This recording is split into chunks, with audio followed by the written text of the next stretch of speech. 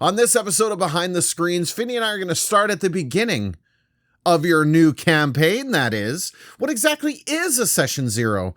How do you hold one? What should you talk about? All this and more coming at you right now. This is Masters of Pen and Paper. Finny and DG lead the way. New RPG systems every day. Dice roll, quick adventure calls. Walking through tabletops, golden halls.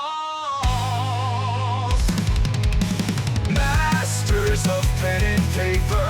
RPGs of every flavor. Talking about different creators. The choice of games is never greater. Come with us to games they run through. New, old, and interesting. Thank you all for listening. All right, welcome to the show. This episode is definitely about Session Zero and what a Session Zero is. I'm Finny. This is... Yo, I'm DG. Yeah, this is not episode 0. This is episode 10 about Session Zero. What better way, Finny, 10 episodes in, what better way to continue the podcast than to go back to the beginning? It's very confusing, timey-wimey. Let's say it. It's okay. It's okay. So what we're trying to do this episode is break down what a Session Zero is. And a Session Zero is essentially the session before you play. Mm-hmm. Yeah. It's a bit of a play on words, the concept being like we're doing all the pre-work before we start the play, right? Session 1 being the beginning of your campaign. So we've got to go before that and set all the ground rules and get things set up, kind of thing. Yeah, we set up all of your everythings, your background, your setting, any house rules, stuff like that. And we'll get into that. Specifics, yes. Very important things. And really, I mean, the concept behind this, the reason why we're talking about it, I mean, this is your opportunity to set your RPG up for success. Because the game is going to start, that Session 1 is going to happen with everybody having their expectations identified, and everyone's going to be on the same page. There's going to be no question about what to expect from your game at this point in time. There should be no surprise content after Session Zero. Well, it should be surprises part of the game. Yes, but content-wise and theme-wise, there should be no surprises. Yeah, everyone knows what's coming down the pipeline, right? Like, if we're in Ravenloft, you know that it's going to be vampires kind of idea. It's exactly. That's we're making that kind of crystal clear. But even from the point of view of, like, this game is not going to have this specific thing. This game's not going to have dwarves in it. There's no dwarves in this scenario.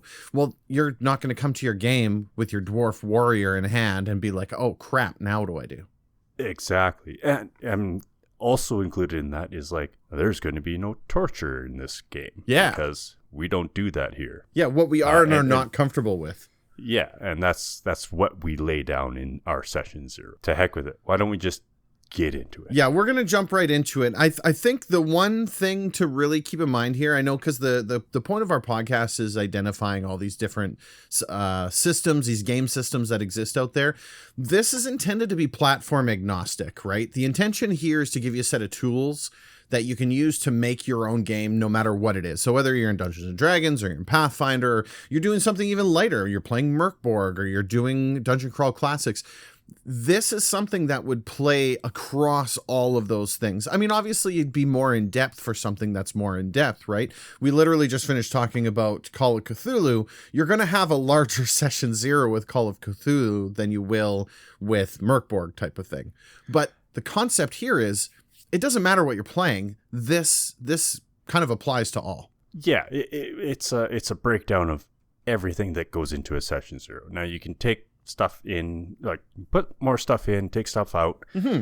It's yours. Your mileage may vary. Exactly, as is the motto of this podcast. That's right. Yeah. It is your game. You determine the level of fun that you want to have with it. Yeah, we're just laying out a Session Zero. Well, the way that we would do it, right? Like, from our perspective, how that looks. And I mean, the the best place to start here is basically identifying what is a session 0, right?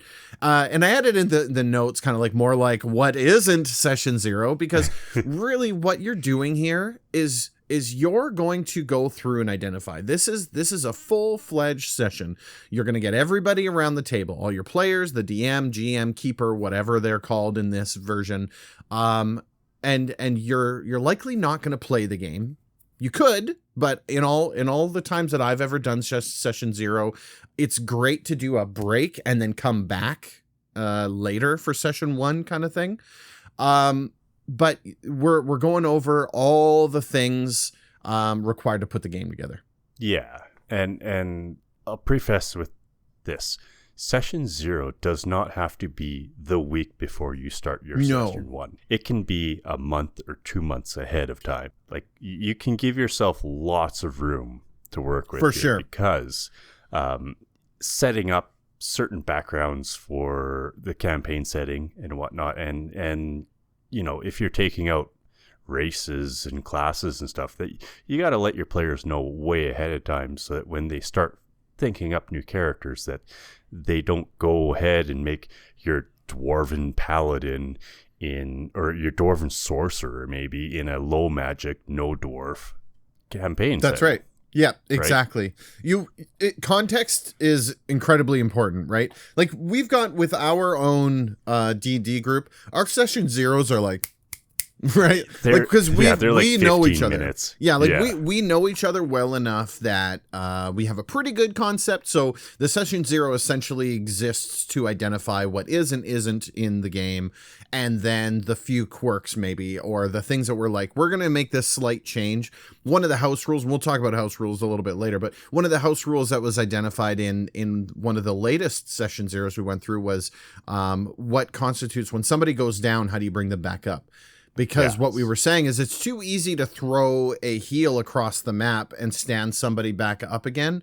So we came up with a concept of like, okay, the house rule is going to be you need to stabilize someone who is unconscious before they can be healed.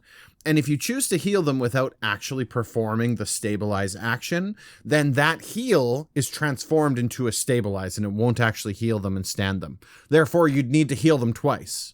Or you run over to them, stabilize them, throw a heal into them, and stand up. And it's a 2-turn, essentially, economy. Because what it was happening is person would go up, person would go down, person would go up, person would go down. They're dribbled like a basketball. Yeah. And so this created a scenario where there's a little bit more pressure, and it wasn't so easy essentially to send the armor guy into the dead center of the enemies, watch him go down, and then heal him from afar kind of thing. So little things like that, right? But if you're doing this with a whole new cast, you've got brand new players, you've got a brand new GM, you've got maybe you're at your friendly local game store and you're standing up a game for the first time, this is likely going to take you an hour, 2 hours, 3 hours. It could take a long time to get through everything because everybody's coming to that table with their own things. I dare say if you're playing with a new group and you're doing a session 0, it had better take the better it's gotta part be a of while. 2.5 to 3 hours. 100%. Yeah, it's gonna be a little bit. So settle in, right? We're gonna go over a lot of things, right? We're gonna be talking about potential. So what we did was that we kind of identified the things that should be in a session 0. One of which is essentially an overview of the campaign setting. So you're gonna want to identify any important point of interests. These would be cities, temples, factions, anything that the players need to know within the settings of the campaign you're about to go into. Some of the premium campaigns, they come with player's guides that actually identify this, and there's an expectation that you read them before you come into the game. With that, right? That knowledge in hand. And obviously that goes to what you were just saying about the session 0s taking a long time. Reading those handbooks in advance creates a scenario where we don't have to go through that during this session 0. Exactly. And that also lays the groundwork for your new character. You have a good idea of what your character will know going into this campaign. So you're not constantly pausing play to say, hey, would I know this? Exactly. Yeah. Because you already know what you know kind of thing, right? Yeah. Or you have that handbook to reference down the road as well. So you actually don't have to take up table time in order to ask that question. And the handbook also usually tells you what is not required, but suggested as play for that setting. Right. Like our Pathfinder one has a player's guide for it. Now, I didn't give it to you guys because I don't care, but sure. But if we were getting really in depth with it, yeah, it laid out a couple classes that were more likely to be used or usable in certain aspects of the game than other classes that weren't maybe as effective in certain things. I mean, I think it's a good idea, even if you're not using, like if you're doing your own created campaign, I think that's even better reason to create your own player's handbook. Not a player's handbook, but basically a handbook guide to the setting that identifies what the setting is, the points of interest, all those things that we were literally just talking about. Some of the paid for ones come with it, but I think if you're creating your own, it's a good idea for you to also create a type of handout. It doesn't have to be anything too crazy. We're not talking Even like if it's just a 20 page. pages. Yeah, like one to 5 pages. I mean, you'd be shocked how fast that comes together once you start putting in those details. Our high roll campaign, the DM sent out 3 pages, printouts, 3 pages of like the pantheon for the gods that you could choose, certain class or certain races that were more rare than the others. That's right. Just things like that. Just little lore wise things that happen to be influential on character creation. Totally. Yeah. And it just all helps make the game. The intention here is to help guide the game as sessions progress down the road to smoothly move forward, right? We're going to knock off these things that are going to interrupt the game. We're going to knock them off the table kind of thing, right? And safely. And comfortably. Make sure everybody's having a fun time at the end of the day, right? So another thing that would be a component of your session 0 would be identifying what is and isn't okay in the world of role playing, right? And you kind of alluded to it earlier, but like, for example, we're going to cut away from business time scenarios. We're not going to be describing it at all. Because who wants to listen to that? No, that's not what we came around the table for. If that's what your table is for, then all the power to you. But at my table, no, we do a fade to black. Whatever happens ends up happening. It happens behind the curtain. We move on. We immediately move on. Yeah. We do not focus on that, right? Do not linger. Yeah. Things like what would an acceptable description of horror elements? We were talking about this in Call of Cthulhu, right? Certain people are a little bit more uncomfortable when it comes to like gruesome things and stuff like that. So getting it crystal clear, the line in the sand, as you would, about what is and is not acceptable to spend time describing or talking about. And this will be a back and forth between the players and the DM 100% running it. Yeah. This is a chance for you as a player to sit down and say, "Hey, I'm not comfortable with body horror. Yep. I don't want that in my escape from reality fantasy game. Please." Absolutely. And the DM can go, "Sure, yeah. How about we'll just again, black curtain comes down. It happens behind the scenes. Done." Exactly. And it's things like that. It's a give and take. It right? is. I mean, we're not talking about like a dictatorship here by any means. And I believe as a single player at that table, you don't get to control everything about that table. But I think it's important to identify and put that out there, that these are the things that I am okay with. These are the things that I'm kind of okay with. And these are the things that are 100% I am not okay with. Because if those things that are 100% I'm not okay with are the way that this game is played, it's probably time for me to find a new game. Yes. Now, I will say like 99% of the tables will probably be roughly the same. Absolutely. If you're talking about fantasy RPG, you know what you're getting into. And you're talking about a bunch of nerds that like rolling dice. We don't want to talk about the business stuff that happens, wherever. For sure. We're a bunch of nerds. We like rolling dice, the clickety clackety math, sword, rocks shields, and goblins. Yeah, and, they make the good feelings happen. Let's go. And one of the other things, I guess, that would be components of like what is and isn't okay is identifying like the subject matters themselves, and then identifying the subjects that campaign is going to go through. So I mentioned Ravenloft earlier. If it's a Ravenloft campaign, you know that it's going to be vampires and horror stuff and things like this. Whereas it's going to be blood sucking and, you're going to have that Yeah. kind of thing, right? That's the campaign setting. Likely a little bit more than a Sword Coast adventure type might have. And there's times and places for certain themes. Not everybody's okay with one versus the other. It's important to make sure that everybody around the table completely knows what they're getting themselves into. That's why we're here. The DM, they need to be listing out any of the house rules that they have, or any changes to rules as written. So if there's anything that's a little bit different in the game, they need to identify it here. This is the point to make it clear that this is the way we roll stats. This is how leveling up works. This is how the alignment is. This is where the restrictions we have for race class. How important are the backups? Is encumbrance going to be a thing? Are we tracking food and water? All of that stuff needs to be identified at this point in time. The reason for is because if we don't identify any of those changes to rules as written here, they will become a fight down the road when we get to that point, right? When a player has reached their encumbrance level and you tell them that they are encumbered and they can't move anymore, or that they're walking slow because they're carrying too much stuff, they're going to say, oh, I didn't realize that we were doing encumbrance in this mission kind of thing, right? It's incredibly important to make it crystal clear that if you're making changes to the rules, this is the time to do it. That can drag the session zero to a grinding halt, because that's a lot of rules changes. There's a lot. There can be a lot of rule changes from table to table. And it could take a long time to go through every single rule. Now, they're not going to hit every single rule change. Sure.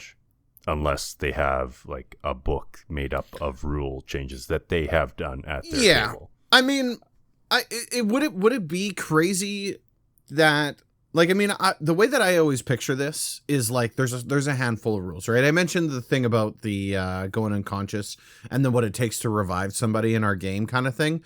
There's maybe 10 types of things like that we do in our games that are a little bit off kilter, but for the most part, they're kind of universally accepted.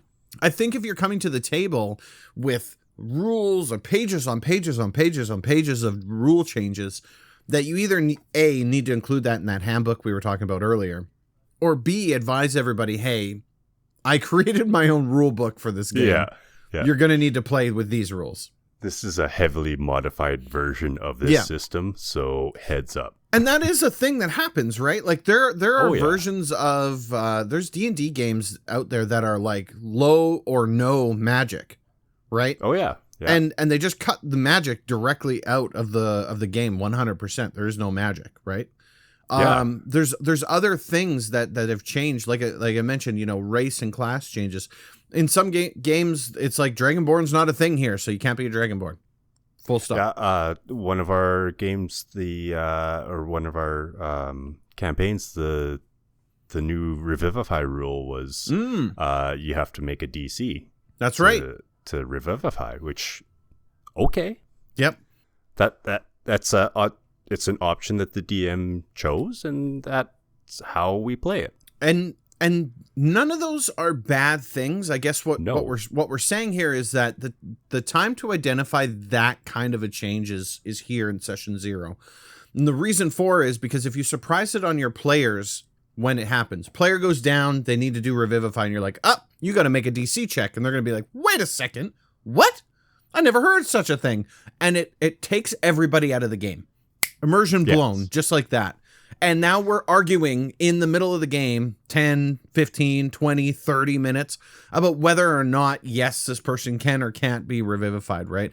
Until finally the DM's like, nope, DM call, this is over, we're moving forward. And then everyone's a bit choked. Yes. So rather than going down that road, identifying it here lets us get that argument out of the way right now, right? That debate happens immediately. We explain why we're doing Revivify this way. This is all the reasoning behind it. This is what it is. And here, if this isn't working for us, this is what we'll do to fix it kind of thing. That's the positive way to go about this. And that's, again, the back and forth here with the players and the DM. DM puts something forth. Players say, okay, yeah, sure. Or let's discuss this a little further as to how this is going to work. Sometimes character creation happens at a session 0, and it'll be towards the end of a session 0, if anything, because it depends on the length of time that for sure it takes with the session and how close to actually playing the campaign you guys are. That's right. I think it's also important here to identify that we're not talking the conceptualization of your character. We're talking about literal dice rolling, right? Like conceptualization of your character, that can take a long time, right? It can take a very long time. Yeah, when I'm creating a character for a campaign, I can't just come up with them like on the fly. Sometimes I can, but other times it's like, man, I really got to think this out. Like, what type of character do I want to play? If this is the setting, what is the type of character that I think that fits into the setting the best? To me, the session 0 character creation component is the literal mechanical components of that player. We're going to roll the dice. We're going to get your stats put in place. We're going to roll those dice. Correct. Yep. And it would make sense because the DM wants to oversee that. If I show up to the game and my character's all 20s down the line for stats, I'm like, I guess I just rolled really good. Probably not.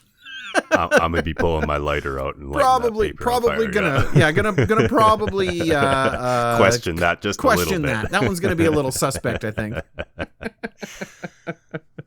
That being said, some people just roll really well. That's just but at least with eyes on it, with the DM watching over your shoulder, that's a different story. You get really lucky with your rolls. Hey, awesome job. But if you come to the table and you had no witnesses, I'm sorry, I'm going to call that one into questioning. Yeah.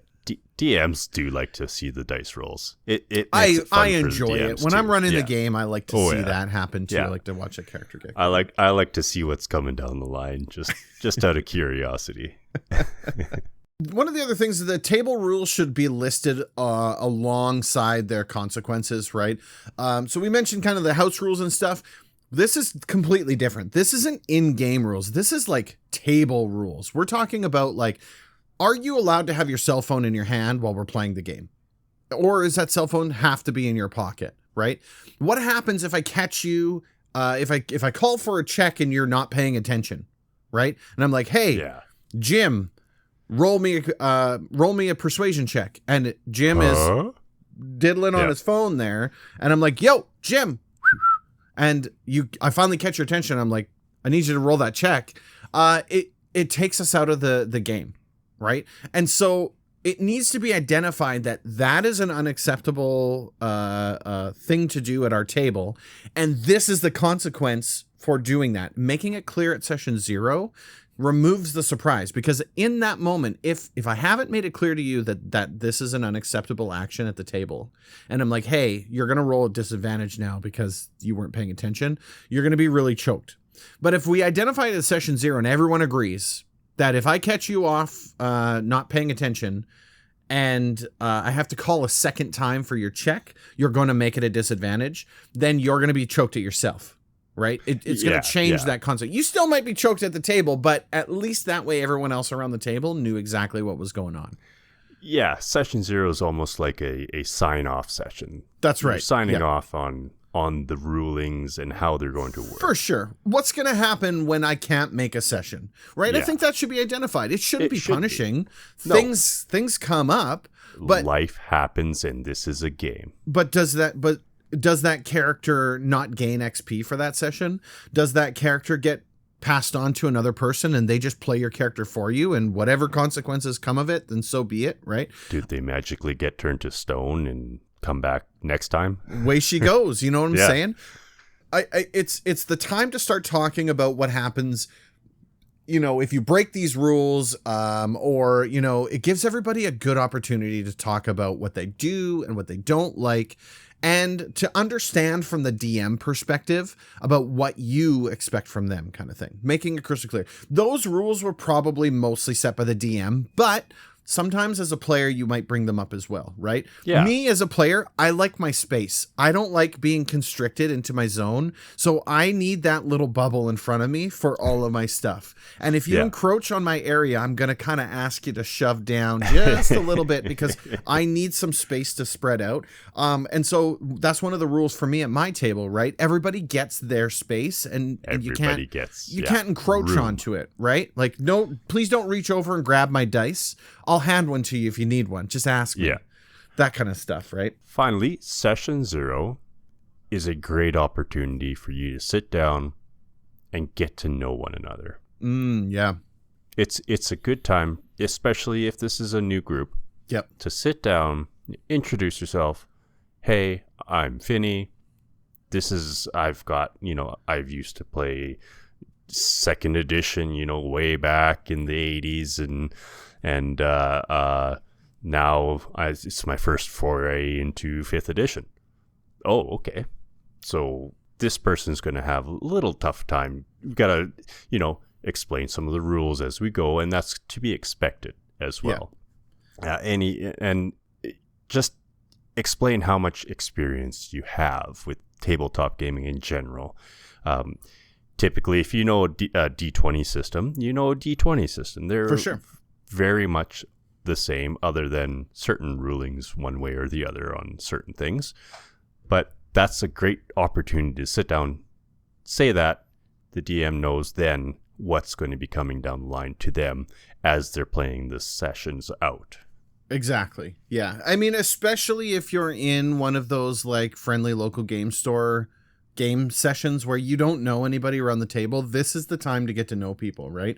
Are you going to use a Discord to keep notes and talk to each other between sessions? Are you going to, go around the table and introduce yourselves the way that you were explaining yourself, you know, with your gaming history and what experience you have? This especially is the most important to identify if you're a brand new player and whether or not you would appreciate getting help at the table. Right? Yes. Because a lot of people I find are very quick to offer assistance on what they should do on their turn, when in reality, oftentimes they're just trying to think out what they want to do. And people are like, well, this is what you should do. What you should do is run forward. And what you should do is do this and this and this. And it gets overwhelming for those people. And I say that because I'm one of those people. And this is the opportunity to be like, listen, like, I'm new to this game, but I can't learn it unless I kind of struggle a little bit. So I'd appreciate it if you want to offer help, that you do so when I ask, kind of thing, right? I'll ask and then you let me know what I could do in those moments. Otherwise, let me kind of try and figure it out a little bit. Give me a little bit of time to figure it out. Set that ground rule now so that there doesn't become a fight down the road, right? Yeah, because what we're trying to do with session 0 is to make everything run smoothly from here on out. Yeah, we want to take away that conflict. Session 0 is meant to be lighthearted. This is not a heavy, you know, hey, this is this. Okay, done. Yeah. No, we're no, it's a session. It's a session. It should be just like playing the game, except it's just kind of different content a little bit. It should be enjoyable, and you should have laughs back and forth around everything. Pizza and Mountain Dew, baby. Exactly. Eat snacks, you know, roll some dice just for fun. Things like that. Yeah, absolutely. I think it's incredibly important that while you're essentially having, because I mean, let's be real. We're having a session about rules and how to play this game, right?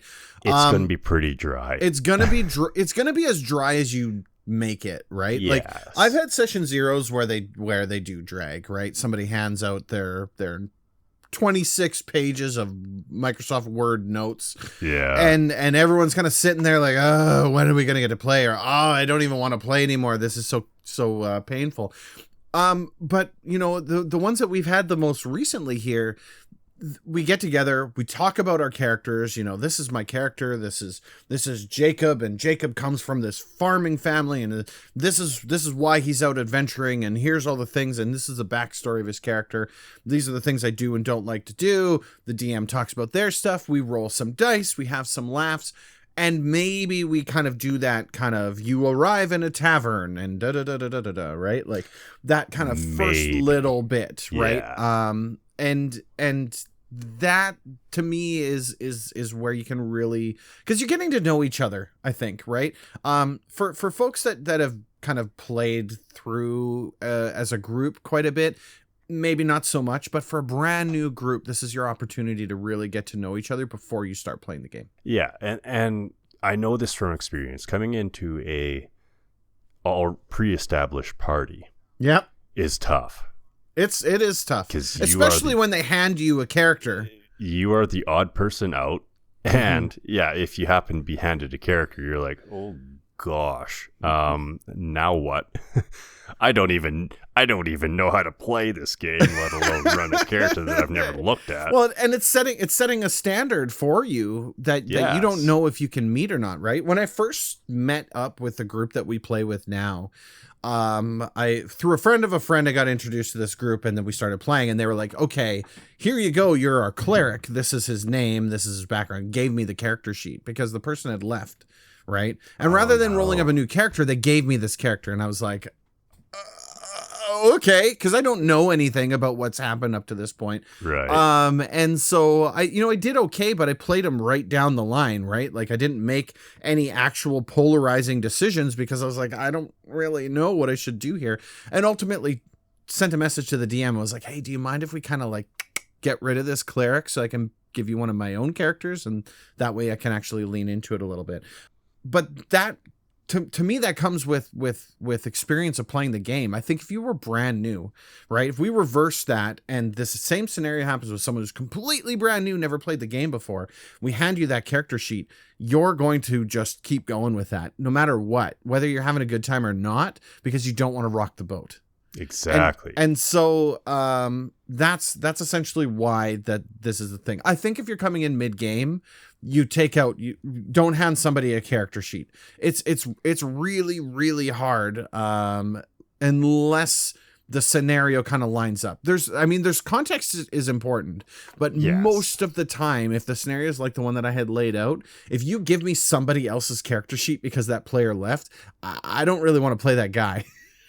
Well, and if you're the DM and you have to bring in another player mid-campaign, sit down with them or with the group and explain, have another session 0, have a session 0.5. Yeah. With this new person in explaining any rule changes, what's going on so far with the campaign. Here's the rundown, etc.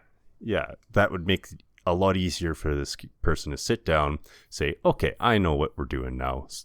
Here's, if you're handing me a character, please make it a generic character, not someone else's character. That would be really hard. I mean, for what it's worth, it worked out in this case, but it could go wrong many different ways. It's really hard to play someone else's character. It's tough. It is tough. I mean, it sets the bar really high. It does. All right. So if that's what a session 0 consists of, then what is it that we're actually getting out of this, right? So we've kind of spoken a little bit about like the pros and cons, a little bit of the bonuses.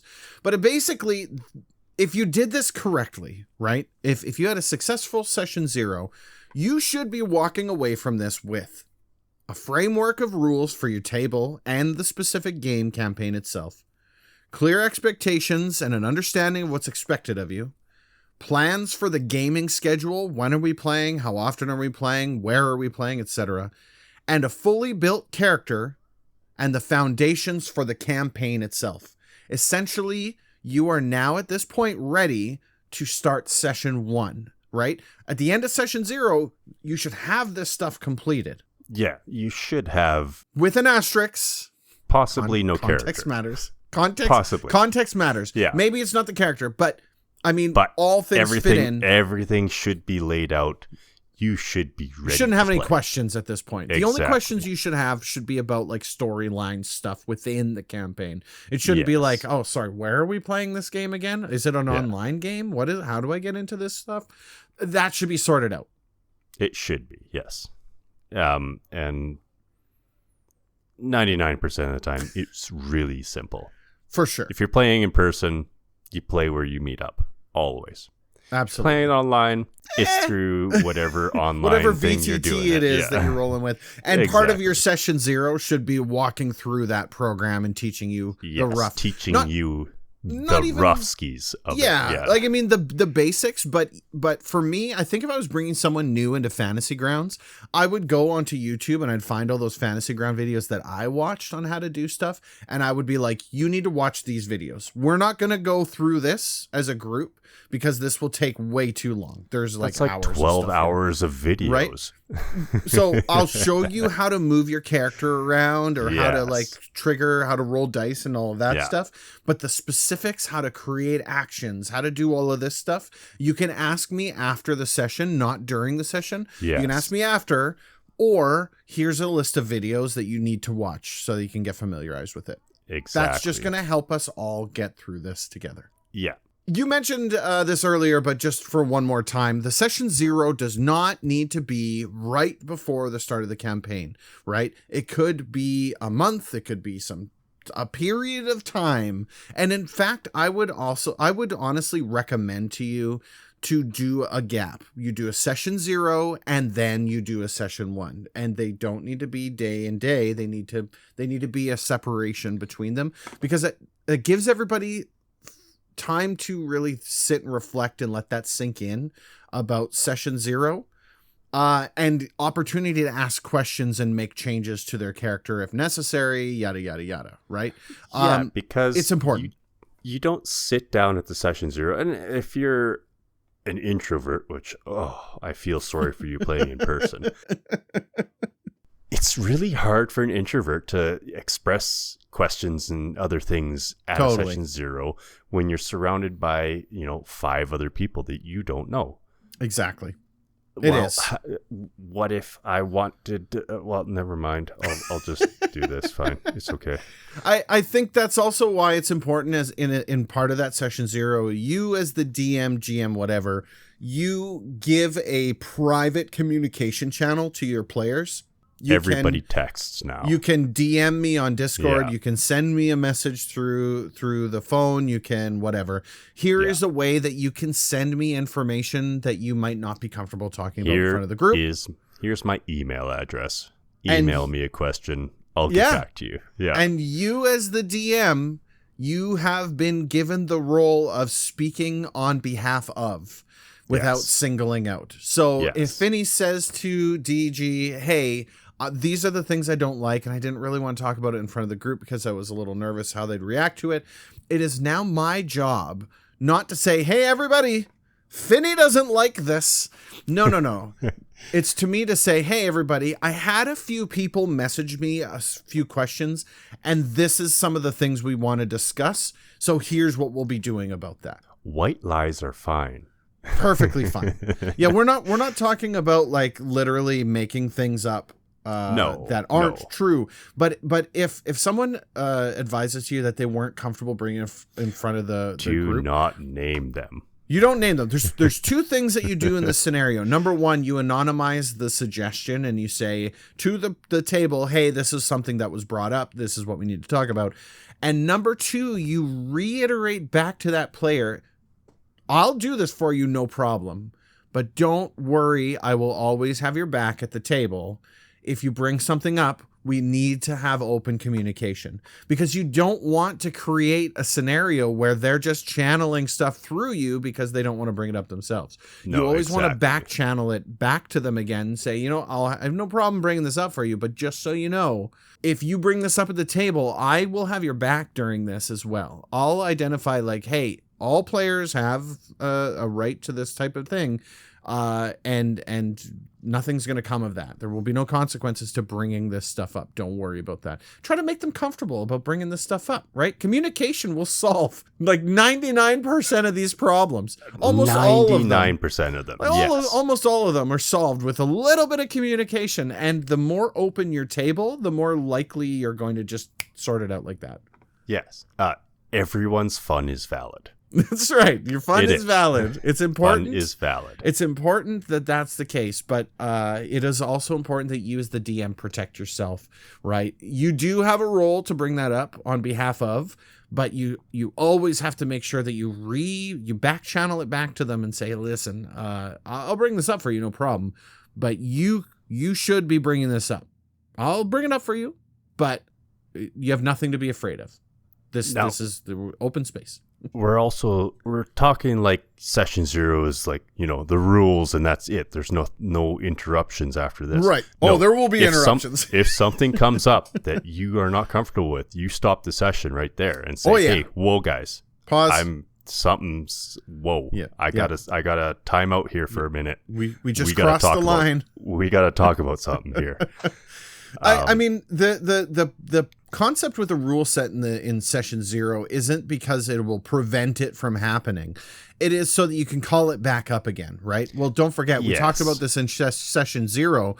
If you're not paying attention, you're going to take disadvantage on those rolls. We all agreed that was the consequence to this action. So unfortunately, that's the way it is. Moving on. And it nullifies it, right? It takes all of the argument away because we've already had the discussion about it. There is nothing left to discuss about. If you didn't like that, you should have brought it up in the session 0 when it was brought up. And you can bring it up now, but we also mentioned during our session 0, this type of discussion happens after the session. So anyway, go ahead and make your check with a disadvantage, and then we move on, right? Like that's it. We're moving on. Hopefully, we don't repeat our mistakes. That's right. Yeah, and if they continue to bring it up, then I mean, then it's it's time to have a pretty curt one-on-one with that player. You have a big person discussion with them, like the adult that you are. That's correct. Yeah. And if they don't want to pertain, if everyone else is playing to the rules, if they don't want to play to the rules, they don't have to play, right? So they don't have to play. So that's kind of how it works. I mean, that's the most like drastic of the scenarios. Yeah. Most of the time, what I've seen is like, you weren't paying attention, it's disadvantage, and then like, okay, and then 99.99% of the time, it's not a big deal 100%. Because, hey guys, it's a game. It's a game. We're here to have fun, right? We're here to have fun. I'm sorry you had to roll that at disadvantage, but it was fun. It was fun. It's there to help you remember not to do that anymore. Right. I mean, it could be a one shot. I mean, who cares? So session 0 is also a great time to really suss out how the DM and the players are going to deal with conflict between players and DM and disagreements and how to keep the session rolling forward. Yeah. Right? Because if the rules lawyer pulls up the book and says, well, actually, the rules on page 413 of the GM's Guide version 4.6 says that cannot happen. That made me so uncomfortably angry. I know we're just talking about it for fun, but I'm just like, get this guy off the table. Yeah, exactly. Yeah, nobody wants to be put in a scenario where we're now going to spend the next 30 minutes debating whether or not a PC had the enemy grappled by the book, right? And like it like you say, it takes the immersion, just pops it. It just kills it. There is nothing left. Yeah. And from there on, it takes a long time to get rolled back into immersion after that. Absolutely. I feel like for every minute you spend out of immersion, it takes like 2 to get in. It's a lot. I mean, the other thing that ends up happening is that debate pops up. The DM and that one player are discussing whether or not the enemy's grappled. And what happens? Everyone else around the table, phones come out, flipping through Facebook, not paying attention anymore. We're all gone at that point, right? Yeah, the DM's lost them. Yeah, and it so takes a long time to reel them back dude, in. for real. And I mean, oftentimes that DM's going to make a call and you'll move on, but like, what do you do if you feel that the DM was wrong, right? And so identifying out in that session 0 about like, look, if this type of scenario happens, if we have a disagreement, typically this is the way that I would see it happening, but I mean, it's your table, your rules, but typically the DM would be like, look, I'm going to make a call in that moment, and this is what we're going to go. And if it's incorrect, we'll sort it out after. We will retcon it later. But we can always retcon. Yeah. In order to keep the game rolling, I'll make the call and we're going to move on. And that's kind of it. There isn't any room for discussion. Once I say, nope, this is my decision and we're moving on, that's it. There is no more discussion about it, period. Yeah. That's how I like to run mine too, is I sit down rule comes up and nobody's really familiar with it. I'll say, you know what? I'll look it up after the session because I'm not going to spend the time right now to do it. We're in the middle of combat. I'm making the choice. Stopping it. This is the way it's going. If it's different from now on, we'll use the rule for it. Yep. But until then, this is the way it's going to go. Yep, and that has happened with our Pathfinder game. There's been times where we played the game, and then later on, you send me a message, and you're like, hey, so I looked it up. This is the way it's supposed to run. So this is what should have happened during that battle. This is what we'll do to basically fix what happened during the session, and then going forward, this is what will happen. I'm like, thumbs, way to go. That's great. Awesome. Right? Yeah. And we move on with it, right? That is there purely to just keep the game rolling. Identifying in session 0 creates the foundation for you to be like, no, DM said it's time to move on, so now it's time to move on. When it happens in my games, I will try for like 39 seconds. Yep. I'll try and look it up real quick. If I can't find it real quick, it's gone. I think that's part of being the choice. That's part of being a GM, right? Like, I mean, there is a component where you have to look this stuff up, but you're not going to spend the whole game looking up whether or not that thing's grappled. Are they grappled? The DM said yes. Boom, done. We're moving on. Like, exactly. there's no room for discussion here. No. The other thing is that me as the DM, when that happens, the monsters play the way the players do. So if the players grappled the monster in this way, if the monster wants to grapple the player, it happens the same way we already laid the ground rules for during the session. We'll fix it in post. We'll fix it later. But for right now, as those rules are coming out, everybody plays by the same set of rules, whether it be me or the players. Once the decision is made, that's how it plays out for that session. That's right. Yeah, exactly. Super simple. So, I mean, we spoke about like fun ways to have your session 0, right? The Doritos and the Mountain Dew kind of thing, right? But I have to, like, as we're at like the tail end of the discussion here, I have to add like a kudos over to Dungeon Crawl Classics. And we talked about this during the podcast when we recorded that one. Yes. But it has to be my number one most favorite way to kick off a campaign, because after you make it clear about all the rules and your session 0 stuff, that's where I would hold the funnel session. Right? Yeah. Okay, everyone, grab your set of commoners because we're about to go through it. We're about to go through the funnel. And that's how you create your character. You make it part of session 0, right? You get through all of the stuff you were going to get through, and then you chuck them through the funnel and see what comes out. DCC did that so well. It's perfect. It's brilliant. Yeah. It is just absolute chef's kiss. Top tier. It's got to be my favorite way, and I'm going to put that forward for my new campaign, right? Because everyone's going to be like, "Oh, what type of characters should we create?" And I'm just going to say, "Don't worry about that. We'll sort that out session 0." Right? And that's just it. I'm just going to be like, "All right, this is what I want you to do. Nobody's going to roll stats. I just want you to take list A and list B, races and classes, and roll on both tables and come up with 4 apiece." Yeah. And we're going through a 30-minute grinder. And we're just going to grind through and see what comes out the funnel, right? Like, I think that's how you cap off a session 0. That's how you get that session 0 where people walk away from. They're like, I can't wait until session 1. I can't wait until we start playing. That's where you want to get to with this, right? Yes. Yeah, you wanna build some hype for your campaign coming up. That's right. That's also part of this, right? I want you to be excited for the game. Yeah, because if you're not excited, I'm not doing my part. Exactly. Well, I might not even be motivated to write more stuff as a DM, right? It's Yeah. a lot of work to DM. You got to do all of that extra stuff. If you guys can't even get involved for session 0, I don't think this thing's going the distance. Exactly. Yeah, and it will kind of weed out the hummers and hawers, right? That's right. Yeah. The ones that are like, oh, I don't know if this is for me or not. I just kind of showed up so I could try it. Well, here's a session 0. Yes, it can be a little dry. Yep. Yes, there's a lot of things, a lot of knowledge bombs being dropped here. Yeah, we're going to talk a lot of rules. At the end of it, we're going to have fun. Yeah, and the ability to walk out of that session 0 with your shiny new character sheet, right? It's really good. Right? It is. I mean, I through can't that wait. process, it's going to be.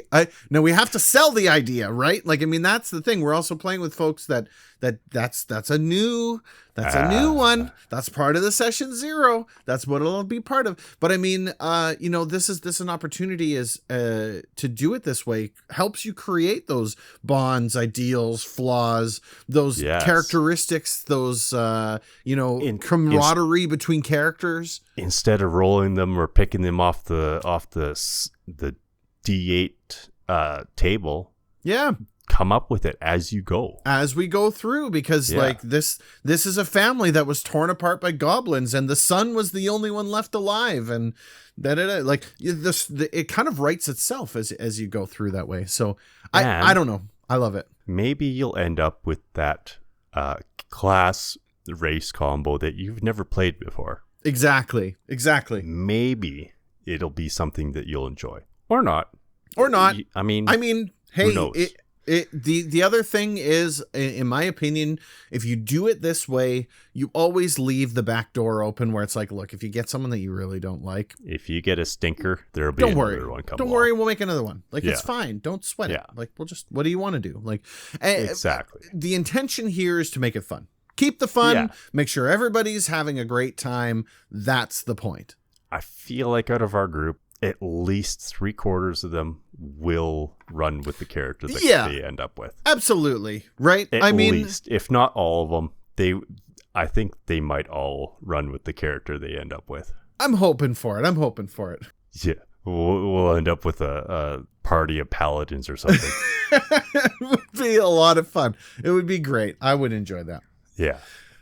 So, I mean, obviously session 0 is crucial, right? Like, I mean, if you've gotten to this point in the podcast, you understand that it plays an incredibly important part. And I mean, I think we were actually at a point where most rule books even identify having a session 0, like having a pre-game session in order to identify and go through the rules and all of that kind of stuff. I'm pretty sure it's in the Dungeons and Dragons book. I'm pretty sure most RPG books come with hey, this is what you should do before you start your game. Yeah, that's right. It's pretty wide known that that's kind of the thing. But I mean, when I first started playing the game, we just started playing. Like, there was no session 0. We just started playing. Who reads the front half of the book anyway? You skip right to the character creation and go for it. Forget the rule book. I just want to see the spells, baby. That's what right. page is Fireball on? I mean, I always hold a session 0, and I will continue to do so because it's important for me to make sure that if the players expect me as the DM to put in the amount of work that it takes to run the game, that I also expect them to put in the amount of work required to play it, right? So those phones, they need to be put away. The distractions have to be at an absolute minimum. We're here to play. We're here to have a fun time, but it's not cool if you're here and you're wasting other people's time. That's not okay. Right? Yeah. So we need to make it crystal clear that these are the rules, and there's kind of no break in that. That's right. Everybody's here for a certain reason, and it's to play the game. Not to hear your phone go off, not to hear you make phone calls through the session when it's not your turn. Yeah. It is exactly what it is. Yeah. I also mentioned earlier, but I mean, I'll kind of repeat it again, that this is the opportunity to make sure that everybody's on the same page. And if there's something where we are like wildly apart on, where you're like, this is what I want in the game, and I'm like, there's no way that's going to be in this game, that we find that out now at session 0 rather than at like session 25. And you're like, wait a second, this isn't the kind of game that I thought this was. I quit. And then you have somebody bail on you early, kind of thing, right? So, and then you're sitting there with down one party member and trying to shoehorn another character into the storyline, and it's a lot of work. Potentially have your party implode in the game, crash on you, right? Like, I mean, it's important to make sure everybody's there for the same reason, right? So, and that's kind of what this is for. Yeah, and I agree. Session 0 is very important, if not the most important session. Way more important than session 1. Right? Yeah, it is. Yeah, I mean, it is. Yeah, if you do it right. If you do it right. If your session 0 is just like, I don't like this, and I don't like this, and I don't like this, maybe not. If you do it the way we talked about up above, but it gets all the housekeeping of RPG gaming out of the way. That's right. It gets that, it shoves that all, it puts it in a nice box, puts that box in another box, and mails it to you. That's right. Nice. And then it's your choice to do with it as you will after that. That's right. 100%. I will say that it is a great starting point to introduce your character. Hey, this is Finrar, and he is a barbarian that wields dual battle axes, and he likes to drink. Right. And that's his personality. He loves to drink out of a horn. Never out of a cup. Only the horn. Yeah, he brings his own horn, That's right. Stuff like that. And you get to introduce your character and say, hey, this is my quirky little guy that I made. What's yours? And giving that information to a DM is super important, because if I hear that about your character, I probably am not going to have that in my campaign, but hearing it come from you, I'm like, oh, okay. And I can pencil that in somewhere in my campaign so that we're leaning in on the things that are important to you about your character. Yes, because every player should have a little bit of the spotlight at some point. Yeah. We have no main characters. No. But you have to feel like that now and then. Exactly. Whether it's a drinking competition between Finrar and the local boozer, or the local half-orc, bruiser running around town, or just, the sweet, cool finishing move that Finrar does with his 2 battle axes, something just a little touch of something just to give flying midair, standing straight up.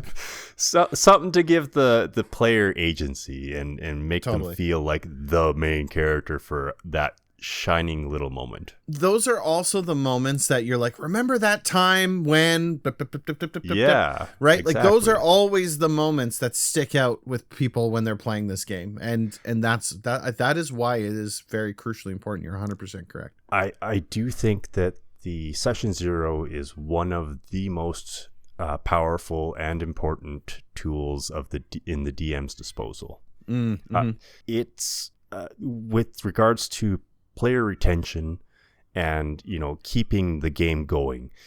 You lay everything out. The players lay everything out. Okay, we all agree. Then we should have no problem finishing this campaign, barring scheduling issues. Emergencies happen, right? Emergencies are going to come up, but we're not talking emergencies. We're talking like we're supposed to play every second Friday, and you were like, I don't really feel like playing this Friday. Our sessions are running, 4 hours long, but we're doing it every 2 weeks, so it's not. It shouldn't be that big of a deal. If it is, please let me know now. Let's sort it out now. Exactly. Because we can play every week if you want, and just do shorter sessions. I don't care. Or we could do longer sessions. I don't care. Yep. We can play multiple times a week. We can play every night. Well, but this is the time to... Not every night, please. Well, I mean, a little bit. But I mean, this is where you lock that down. This is the moment in time in this campaign where you say, whoa, this is what I want. This is my schedule. This is what I can make happen. This is what I can't make happen. And then we discuss that, and we discuss holidays and stuff like that, right?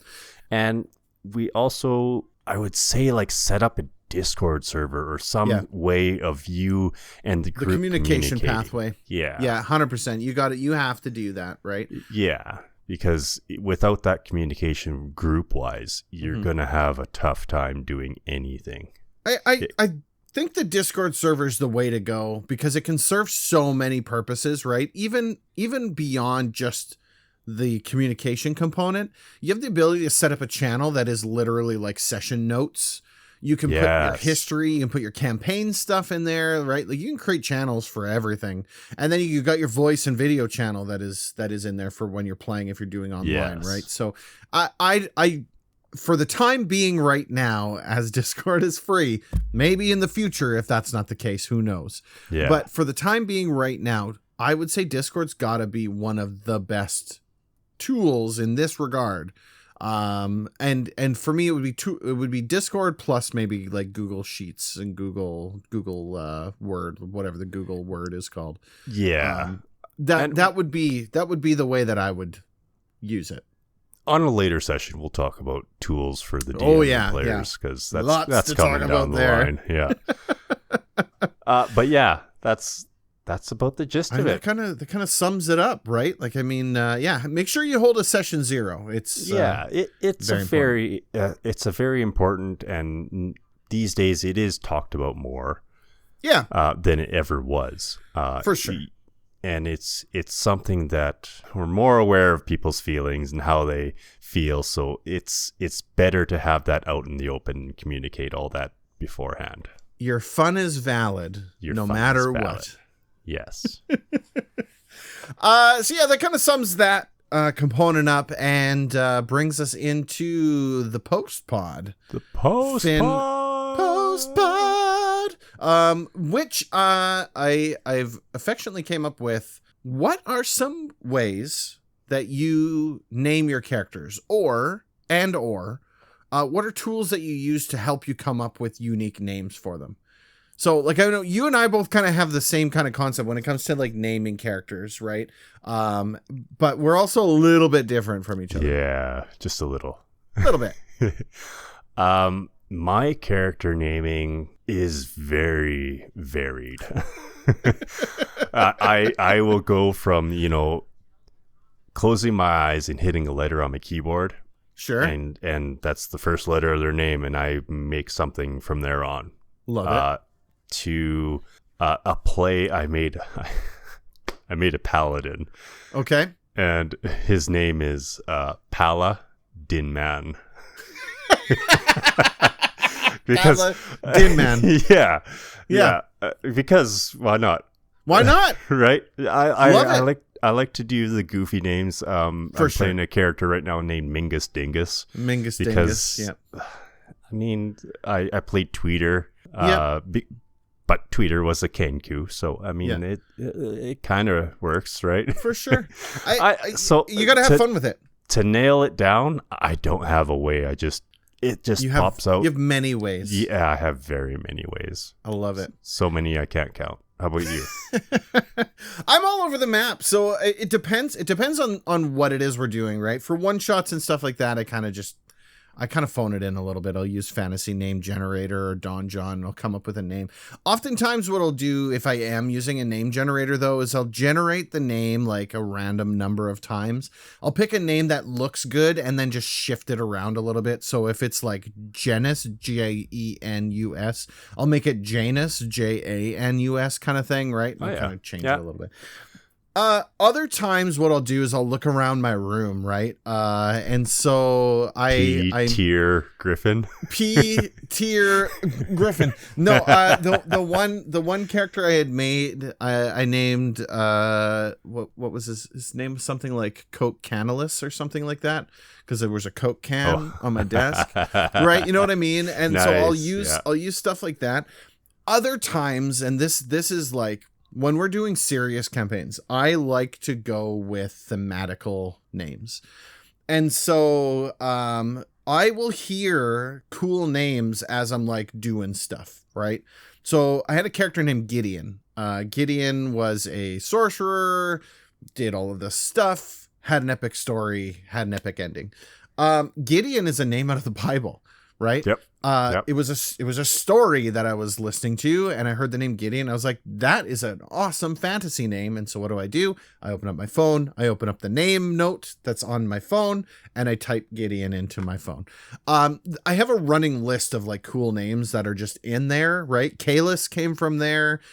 Shriek came from there. Like just like random stuff. I don't have any one set thing, but I do like to stick to thematic. Like if it's a dwarf, I had Malarkey Bronzebeard. He was my Baldur's Gate character, right? Like I like to stick with stuff that fits the character, less the kind of funny stuff. If it's a one shot, different story. I'll throw whatever for a one shot. Hold on, with Malarkey, we all named our characters from Band of Brothers. I mean, that is true. That is true. Yeah, we did have that first name. Yeah. But it was the Bronzebeard. I had Bronzebeard, and I was saying to you guys, like, I need a first name, and you guys were like, how about this? And that's kind of how we. Yeah. So I mean, I'll often I'll shop that around a little bit, right? And I think kind of as we come to a wrap on this here, I was thinking for maybe episode 15, because we're kind of doing this every 5 episodes, right? In between the platforms, the game systems. For episode 15, we talk about like what does it take to create a character, right? Yeah. Creating a character, going through the components of like all of those components. How do you get inspiration for like creating the thing? Because I know for me, when I create characters, I oftentimes will look at like something in a video game or a movie or whatever and try to create something like it in the system that's in here, right? Our Pathfinder game, I based them a lot on Trevor Belmont of Castlevania. Yeah. Right. Yeah. Like, and not so much like he uses a whip. No, like I created a family crest for him, and I created the Monster Hunter component of things, and I gave him a family name and why the family's name's been tarnished and all of this other stuff. So yeah, I think that might be a good kind of lead in for episode 15 when we get to it. Okay. So that's wraps it up. If you want to let us know your thoughts, comments, concerns, any of that stuff, please let us know you're out email there. us. Yeah. Let us know what we should talk about. Maybe. Yeah, we're always open for new topics. I mean, the thing is, let us know scenarios, various things that are going on in your world. Some of the session zeros that you had, were they good? Were they not good? Also super interested in game systems that you might be aware of that we may not be aware of. Let us know. I love new games. We love to learn the new ones. That's what this is all about. Smell of new rule book. You like to take that plastic off, right? Right? Yeah. That first kind of open. Yeah. And then it sticks to your arm. And that's right. Yeah, that's right. You can email us at mastersofpenandpaper@gmail.com. You can email us. We'll get back to you. We check it every now and then.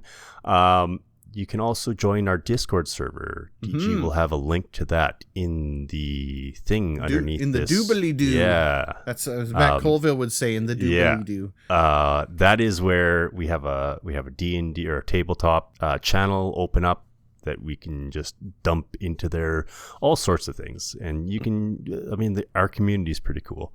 Yeah, the community is great. No, they're always no, they're really good. Yeah, our community is great.